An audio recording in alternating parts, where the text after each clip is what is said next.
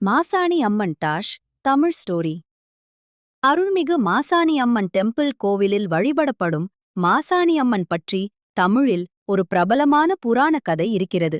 கதை பல நூற்றாண்டுகளுக்கு முன்பு அணைமலை பகுதியில் ஒரு ராஜா ஆட்சி செய்தார். அந்த ராஜா தனது மாம்பழத் தோட்டத்தை மிகவும் பாதுகாப்பாக வைத்திருந்தார்.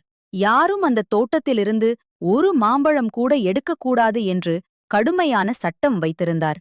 ஒருநாள் ஏழை குடும்பத்தை சேர்ந்த ஒரு பெண் அந்த தோட்டம் அருகே சென்றபோது பசியாக இருந்ததால் ஒரு மாம்பழத்தை எடுத்து சாப்பிட்டாள். இது ராஜாவுக்கு தெரிய வந்ததும் அவர் மிகவும் கோபமடைந்து அந்த பெண்ணை கடுமையாக தண்டித்து கொல்லச் செய்தார். அந்த பெண் அநியாயமாக கொல்லப்பட்டதால் மக்கள் மிகுந்த துயரத்தில் ஆழ்ந்தனர். அந்த பெண்ணின் உடலை சுடுகாட்டில் அடக்கம் செய்தார்கள்.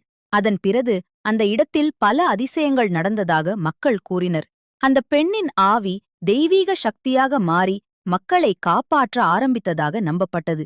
அதனால் மக்கள் அவளை மாசாணி அம்மன் என்று அழைத்து வழிபட ஆரம்பித்தனர்.